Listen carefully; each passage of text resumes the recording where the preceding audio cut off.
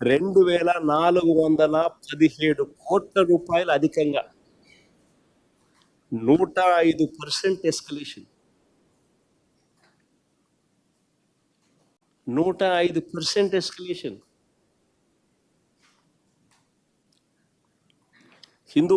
Hindu paper clipping, మళ్ళా వేరే paper పెడితే బాగుండదు కదా.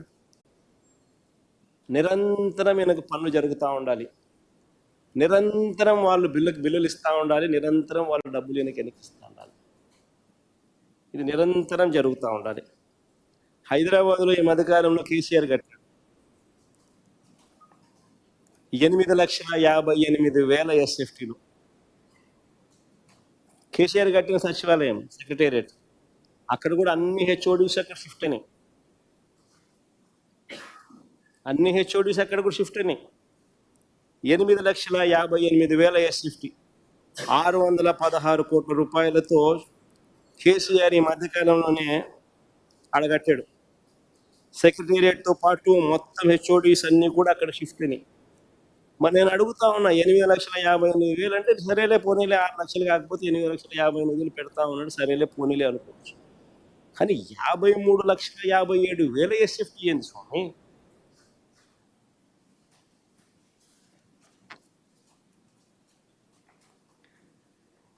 ఇప్పటికే కట్టి ఉన్న అసెంబ్లీ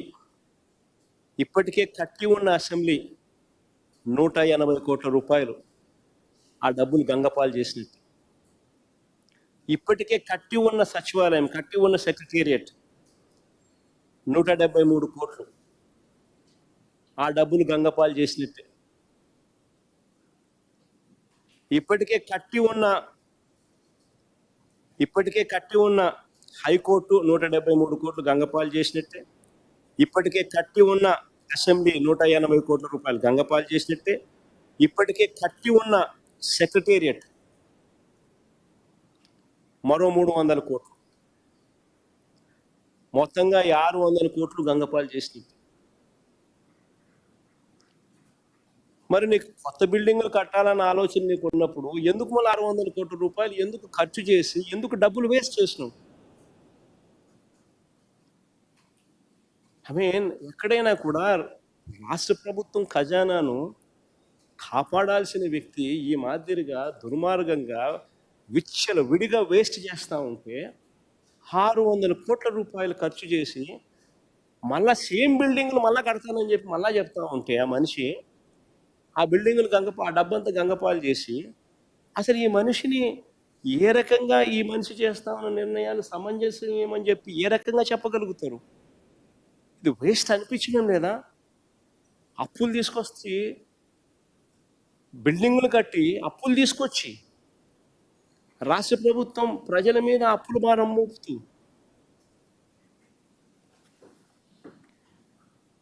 ఆశ్చర్యం కలిగించే విషయం నిజంగా. అందులో స్క్వేర్ ఫీట్ ఎంత? 8,900. ఆయన కడతా ఉన్న ఐకానిక్ బిల్డింగులు ఆ 53,57,000 ఎస్ఎఫ్టీ 4,660 కోట్ల రూపాయలు.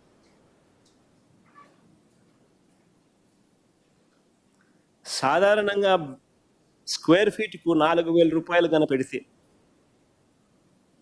హైదరాబాద్లో కానీ బెంగళూరులో కానీ ఎక్కడైనా కూడా 5 స్టార్ లాబీస్తో కూడిన అపార్ట్మెంట్స్ దొరుకుతాయి. మామూలుగా కన్స్ట్రక్షన్ కాస్ట్ 3,000, మామూలుగా బ్రహ్మాండమైన అపార్ట్మెంట్లు. లేదు 5 స్టార్ అపార్ట్మెంట్లు కావాలా, ఇటాలియన్ మార్బుల్ కాడ నుంచి అటువంటి అపార్ట్మెంట్లు కావాలని అనుకుంటే కూడా కన్స్ట్రక్షన్ కాస్ట్ 4,000 పెడితే హైదరాబాద్లో కానీ బెంగళూరులో కానీ బ్రహ్మాండంగా దొరుకుతాయి ఎక్కడైనా. మరి ఇది ఏమి రేట్లు? ఇవి కళ్ళు జదుగుతాయి ఈ రేట్లు చూస్తూ ఉంటే. ఇంకొక అడుగు ముందుకేస్తాం. అమరావతిలో రోడ్ల నిర్మాణం 4 లేన్ ఎన్హెచ్ టెండర్లు ఇవి 4 లేన్. రేట్ పర్ కిలోమీటర్ 14 కోట్లు 15 కోట్లు దాటంలో 11 కోట్ల నుంచి 15 కోట్లు, 11.5 కోట్ల నుంచి 14.5 కోట్లు. అమరావతిలో కొన్ని రోడ్లు కిలోమీటర్ 50 కోట్లు. అక్కడ 50 మీటర్లు, ఇక్కడ ఇది కూడా ఎన్హెచ్, ఇది కూడా 4 లేన్ అంటే 50 మీటర్లు. డెఫినేషన్ ఆఫ్ 4 లేన్ 50 మీటర్స్ అంటే 4 లేన్ అనే చెప్తుంది.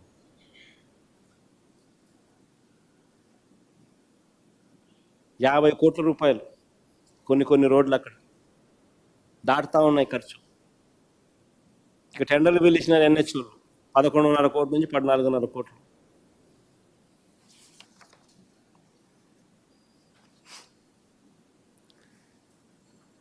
ఇదే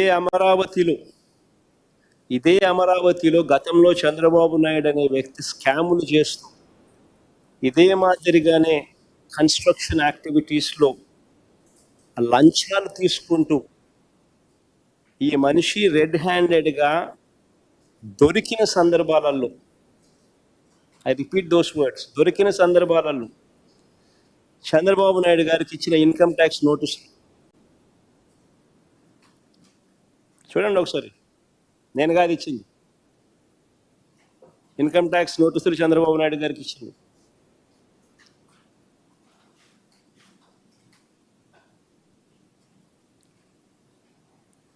delivery of cash to Shri Nara Chandrababu Naidu, income tax నోటీసులు అది.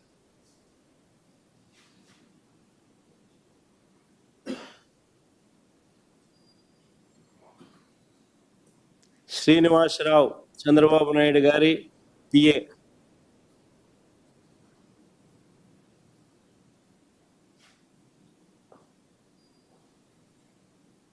కన్ఫెషన్ స్టేట్మెంట్లు, ఆరోపణలు కాదు, కన్ఫెషన్ స్టేట్మెంట్లు.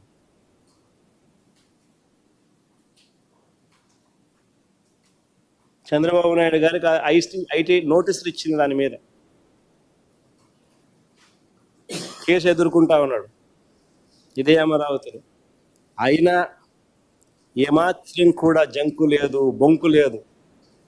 ఇదే కొనసాగింపు, మళ్ళీ ఇదే మాదిరిగా మళ్ళీ యథేచ్ఛగా జరుగుతూ ఉన్నాయి.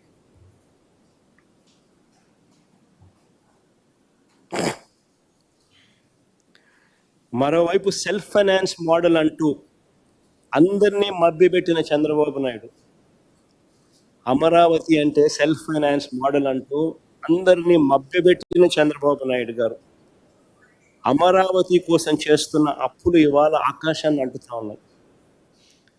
ప్రపంచ బ్యాంక్ ఏడీబీ నుంచి 15,000 కోట్లు,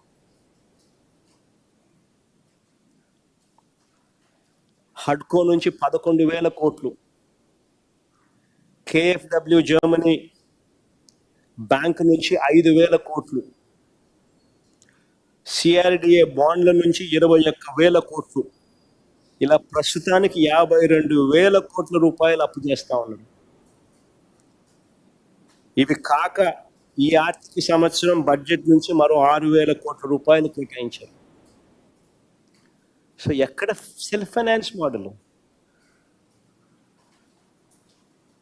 ఉన్న పాత 50,000 ఎకరాలకు సంబంధించిన పరిస్థితి ఈ మధ్యకాలంలో చంద్రబాబు నాయుడు గారు ఫైనాన్స్ కమిషన్ వాళ్ళు మన ఆంధ్ర రాష్ట్రానికి పర్యటనకు వచ్చినప్పుడు చంద్రబాబు నాయుడు గారు వాళ్ళకు ప్రజెంటేషన్ ఇచ్చి, ఆంధ్రప్రదేశ్లో ఇప్పుడు నడుస్తూ ఉన్న ఈ 50,000 ఎకరాలకు సంబంధించిన వర్కులకు సంబంధించి 77,000 కోట్లు కావాలి అని స్వయంగా చంద్రబాబు నాయుడు గారు ఫైనాన్స్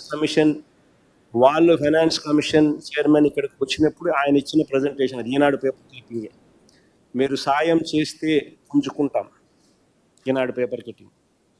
ఫైనాన్స్ కమిషన్ చైర్మన్ వస్తే చంద్రబాబు నాయుడు స్వయంగా అడిగింది 77,000 కోట్ల రూపాయలు కావాలి.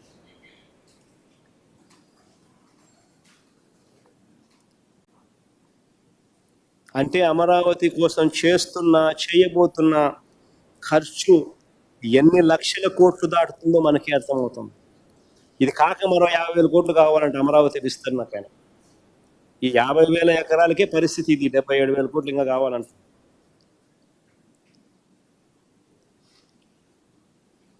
ఇంకొక 50,000 ఎకరాలు మళ్ళీ సేకరించి ఈ పెద్ద మనిషి విస్తరించి అమరావతి విస్తరణ కోసం మరో 50,000 ఎకరాలు కావాలంటుంది. ఇంకో తీరా చూస్తే ఎన్ని లక్షల కోట్లు కావాలి. అది అయిపోయేసరికి ఆ తర్వాత ఆ 2-3 లక్షల కోట్లు ఇంకా ఎన్ని లక్షల కోట్లు అవుతుంది అయిపోయే సమయానికల్లా.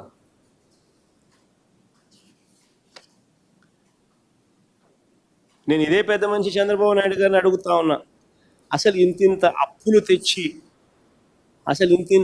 తెచ్చి ఇన్నిన్ని స్కాములు చేసే బదులు, అయ్యా చంద్రబాబు, నీ సొంత లాభాలు పక్కన పెట్టి, నీ సొంత బినామీల ఆస్తులు పెంచుకునే కార్యక్రమం పక్కన పెట్టి రాష్ట్ర ప్రజల గురించి ఆలోచన చేయి.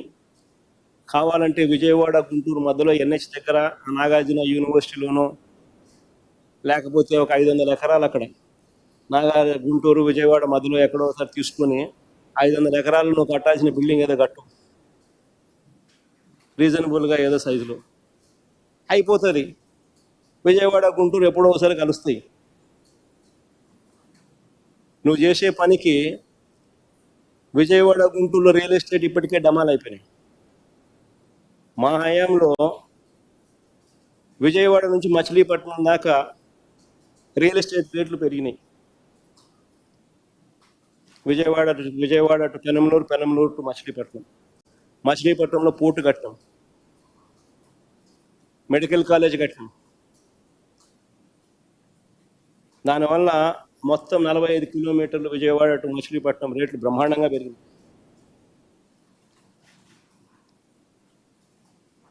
మినుములు, పెసలు, మొక్కజొన్న, సజ్జలు, రాగులు, టమాటో, అరటి, చీని, కొక్కు, పొగాకు, ఏ పంట చూసుకున్నా రైతు గిట్టుబాటు ధర రావడం లేదు.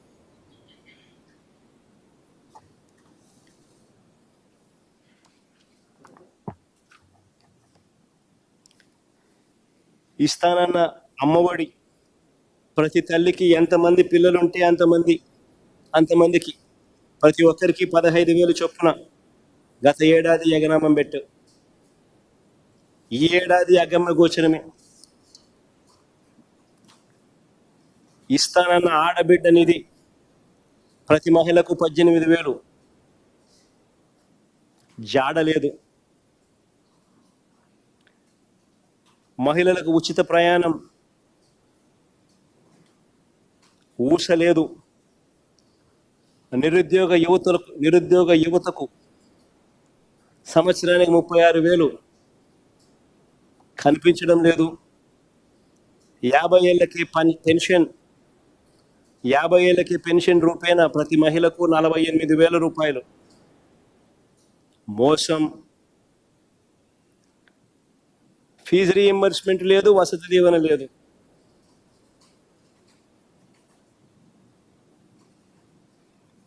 ప్రతి 3 నెలలకు ఒకసారి మా ప్రభుత్వంలో 3 నెలలు అయిపోయిన వెంటనే, క్వార్టర్ అయిపోయిన వెంటనే ఇచ్చే పరిస్థితి నుంచి సంవత్సరం దాటిపోయింది. ఫీజు రీయింబర్స్మెంట్ లేదు, వసతి దీవెన లేదు. ఆరోగ్యశ్రీ లేదు, ఆరోగ్య ఆసరా లేదు. ఆరోగ్యశ్రీ బకాయిలు సంవత్సరం దాటింది. నెట్వర్క్ హాస్పిటల్స్ పేమెంట్ లీక్ 3,500 కోట్లు పైచిలకు బకాయిలు పేషెంట్లను చూడడంలా.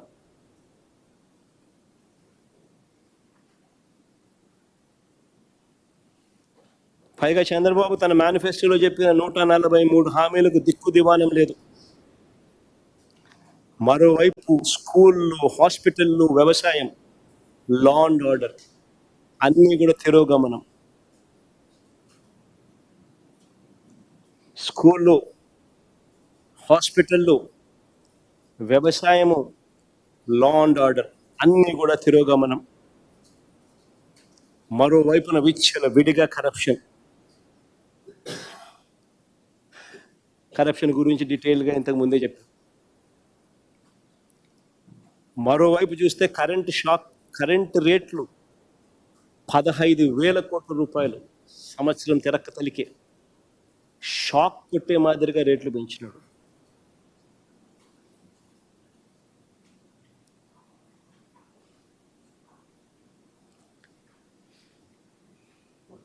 ఇలాంటి పరిస్థితిలో చంద్రబాబు నాయుడు గారు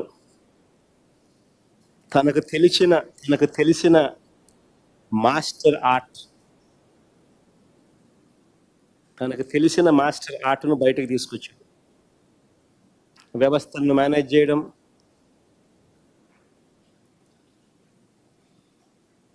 సమస్యల మీద, తన మోసాల మీద ఏ ఒక్కరైనా కూడా ప్రశ్నించే పరిస్థితి రాకుండా ప్రశ్నించి ఆ గొంతును నొక్కడం కోసం రెడ్ బుక్ రాజ్యాంగ పాలన తీసుకురావడం,